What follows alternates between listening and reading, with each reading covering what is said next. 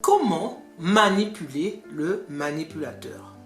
Dans cette vidéo, je vais vous donner 2 techniques pour manipuler le manipulateur. En général, les manipulateurs avancent masqués. Ils sont sournois, très sournois même, et peuvent laisser croire que tout va bien. Et pourtant nous sommes obligés de les côtoyer au travail. Et les personnes manipulatrices ont toujours un coup d'avance et plus de tours dans leur sac.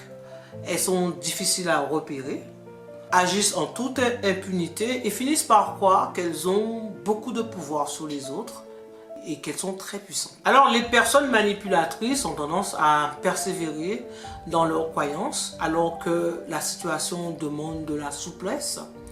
Et au lieu d'atténuer certains de leurs traits, ces personnes-là vont renforcer certains traits et devenir très toxiques pour leur entourage. Et comme elles escaladent de plus en plus l'échelle de la manipulation, plus c'est gros, plus ça passe. Et ces personnes ne voient, en général, on ne voit que du feu, tant et si bien qu'on finit par, vous allez même finir par croire que c'est vous le problème. Alors dans cette vidéo, je vais vous donner des clés en fait pour renverser la tendance et je vais vous donner 2 outils pour justement pour manipuler le manipulateur.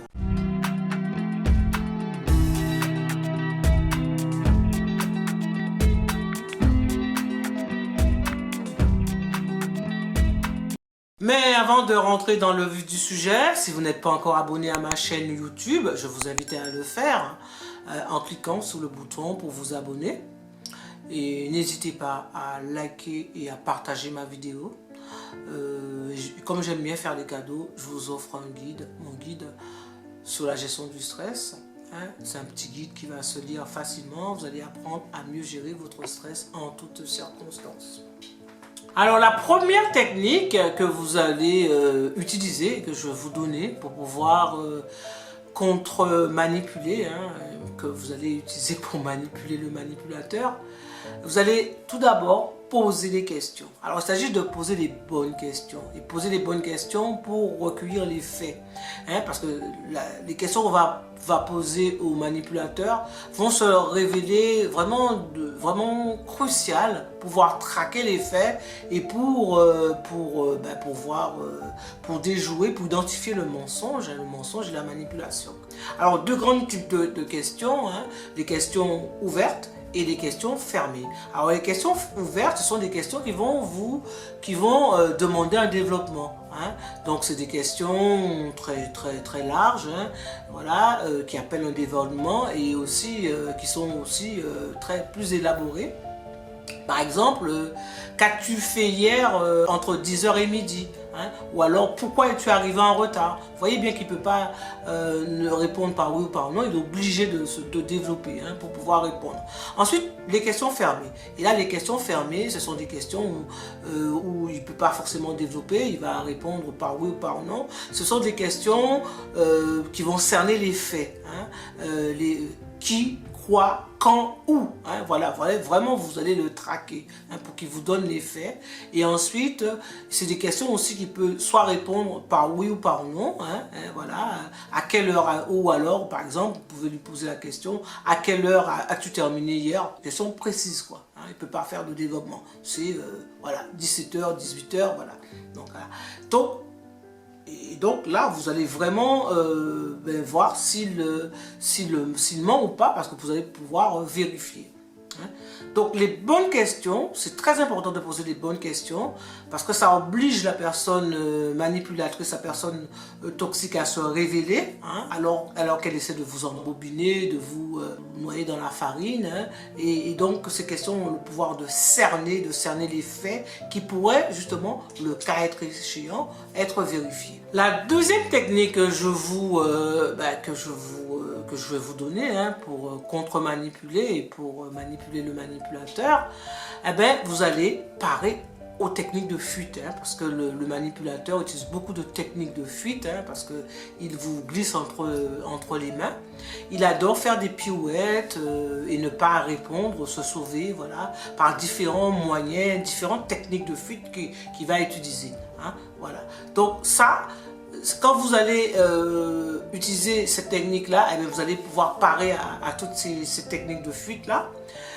Alors, il s'agit alors de ne pas se laisser distraire et de rester vraiment focalisé sur ce que vous faites, sur le contexte même de la conversation et sur la question que vous allez lui poser. À chaque fois, vous allez revenir à la charge. Par exemple, vous allez lui dire soit, mais nous étions en train de parler de... ou alors, bon, ben... sans doute, mais vous ne m'avez pas répondu à la question que je vous ai posée. Donc, vous le poussez dans ses retranchements et vous l'obligez à sortir un peu de sa réserve. Et par exemple, s'il essaie de vous noyer dans la farine, vous lui dites oui, on en reparlera plus tard, mais pour l'instant, voilà. Donc, vous l'obligez, vous l'obligez. Voilà, donc vraiment ce sont des questions, les bonnes questions qu'il faut lui répondre, qu'il faut lui poser. Et donc, il faut vraiment se souvenir de ces questions-là. Alors surtout, n'accordez aucun crédit à ce que pourrait dire le manipulateur. Vous le connaissez maintenant, il a tendance à vraiment à vous attaquer, à vous dire des choses, des paroles blessantes, des paroles valorisantes, dévalorisantes. Il adore faire ça et vraiment il excelle dans son art. Voilà. Donc ne vous en voulez surtout pas un jour d'avoir été manipulé. Puisque de toute manière ça fait partie du jeu, puisque bon, prenez pas, il faut vraiment savoir plutôt composer avec ces personnes là, parce que maintenant que vous connaissez aussi ces deux techniques là, la technique de pouvoir poser les bonnes questions, les questions ouvertes, les questions fermées, les questions qui poussent dans les retranchements, qui sortent de la réserve du manipulateur, du pervers narcissique, ben maintenant vous êtes armé, voilà. Vous ne pouvez pas dire que vous ne pourrez pas le faire.